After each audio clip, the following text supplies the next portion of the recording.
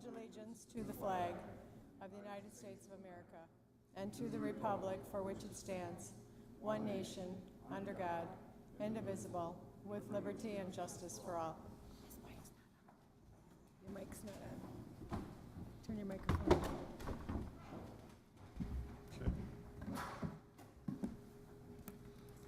Get a roll call of supervisors, please. Supervisor Skalitsky and John O'Day are excused.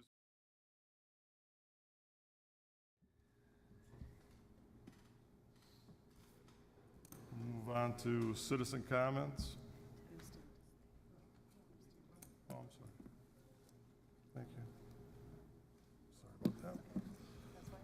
We'll move on to citizen comments. Citizen comments. Citizen comments. I don't see anybody in the gallery. Announcements of the chair. I'm pleased to announce that Eileen Sapansky is here from Joint Services, joining us here. Stand up there. Welcome, Youth and Governance. And Brianna Ayers from Youth and Governance, who is serving on the Human Service Committee. Nice welcome tonight. I'd also like to wish everyone a happy 4th and safe 4th of July. And that's all I have for my comments. We'll move on to supervisory reports. Supervisor Rose. Board members, I just want to bring to your attention an item that was included with your packets, and this is on behalf of the Finance Committee.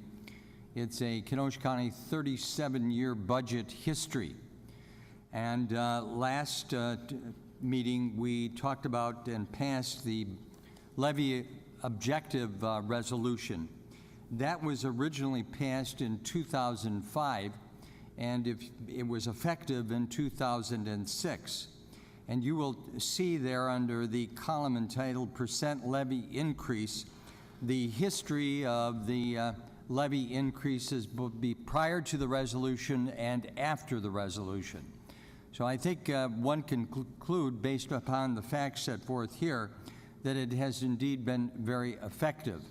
In actual dollar terms, again since 2006, on 3 different occasions in actual dollars increase or decrease on an average home, 3 times there was a decrease, and other times there was a very small increase.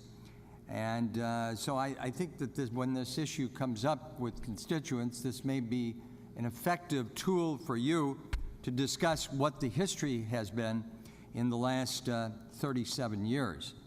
Also, in terms of how many employees have worked for Kenosha County, as a comparison between the year 2006, the year that we passed the budget resolution, number of employees 1,001. In 2014, 1,010. So that's indeed a very, very modest increase of some 9 employees. Thank you. Thank you, Supervisor Rose. Supervisor Alverman. Thank you, Mr. Chairman. Just one item. Our next Facilities, Parks, Golf, and Highways meeting will be our yearly meeting at the Pringle Nature Center. I want to remind the committee, it'll say that in your packet, but sometimes people forget that one. Pringle Nature Center is at the corner of C and MB, and that will be next Monday evening. Our invitation yearly comes from them to hold a meeting there, and so we're glad to do it. We'll see you there. Thank you, Supervisor Alverman. Supervisor Hallman. Thank you, Mr. Chairman. I wanted to just talk a little bit about the upcoming NACO, National Association of Counties Annual Conference. Please bear with me because I do not have my notes. They're actually downstairs. I want to let the board know that I'll be releasing the agenda for that trip no later than next week, Monday evening. For those of you who are unfamiliar, the purpose of the National Association of Counties organization is they are essentially our lobbyists to the federal government. And they do a very, very, very good job, whether it's issues with FEMA and flood insurance, whether it's the current conversation going on about taxing municipal bonds, whether it's transportation, at making sure that our issues get heard. That doesn't always mean the legislation comes out the way that we want it as soon as we want it, but eventually, sometimes it takes 2 years, sometimes it takes 5 or 7, things get there, and that's because we have that partnership with NACO. So they have 2 conferences a year. The first is their legislative conference, usually in what for us would be late winter, February, and then in the summer they have their annual, which will be, I'll be attending this year. It will be held in New Orleans. At the annual conference, we vote on the second vice president, who then moves into the first vice president, and then, of course, becomes president the year after that. There are several steering committees for NACO spanning a variety of issues. All of those steering committees have platform policy papers that they publish and put out. Those become the things that NACO then goes to the Hill in D.C. and lobbies on. Last year, I brought back copies of those, as well as a number of NACO staff research reports on a variety of issues, and distributed those to, I think I gave them to the appropriate committee chairs. This year, my endeavor is to do the same. It would be nice, and I should probably follow my own words in this, if perhaps those of us that do chair committees would make some space on our agendas to talk about what NACO is doing once we get that information comes back, once I bring that back from the conference. So I'll take the lead on that. I had hoped that folks would be excited and do that last year, but that didn't necessarily occur. You'll notice once you get the listing of workshops that I'll be attending that they're not necessarily human services related. The reason being for that is I try to find things that are cutting edge and innovative, so that we look relevant, and so that we have some sense of direction about what it is that we're doing and where it is that we're going, and so that we don't fall behind some of our brother and sister counties in this nation. In addition to that, there's a couple things I'm excited about. One, the NACO Next Gen group has a service project that they're doing. I'll have a little bit of information about that. I'm really excited about that.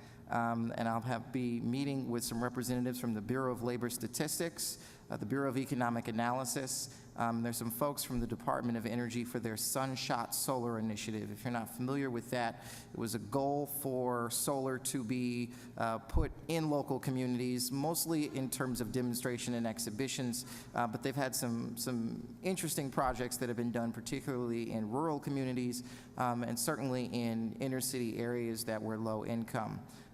So I'm very much looking forward to talking with them. I believe that covers, oh, no, one more thing. I may decide to do a live update online from the conference. This is something that I've wanted to do for a very long time, and I think we're at a place now where if I can figure out how to do it, what mechanisms to use, I could probably pull it off.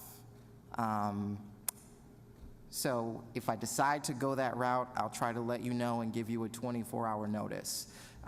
If that doesn't work, or it does, either way, if it doesn't suffice for you, then for those of you who are savvy, if you're not, I'll help you with it.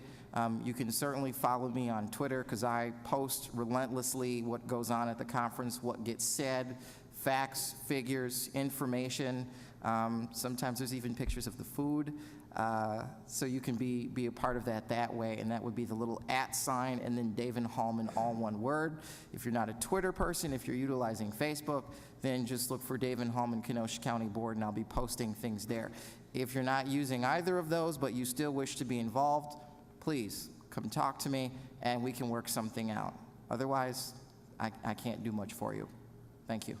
Thank you. Supervisor Esposito. Thank you, Mr. Chairman. I just wanted to let the board know that at the next Judiciary and Law meeting, we're going to get an update on the Sheriff's Department's budget to date and the inmate numbers. I will present that at the next county board meeting.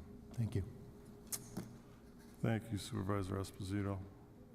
Seeing no other lights, we'll move on with the county executive appointments.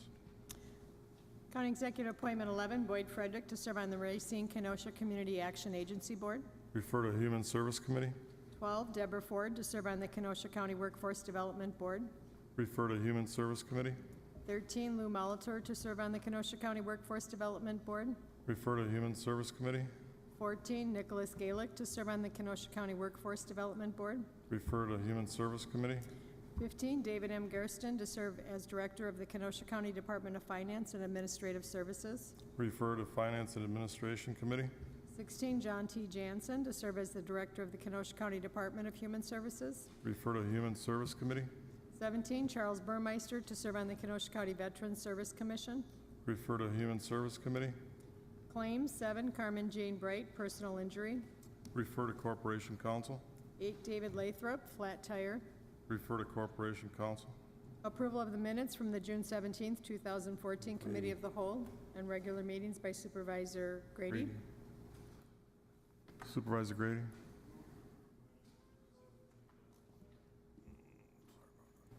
It's been moved by Supervisor Grady, seconded by Supervisor Esposito. All in favor? Aye.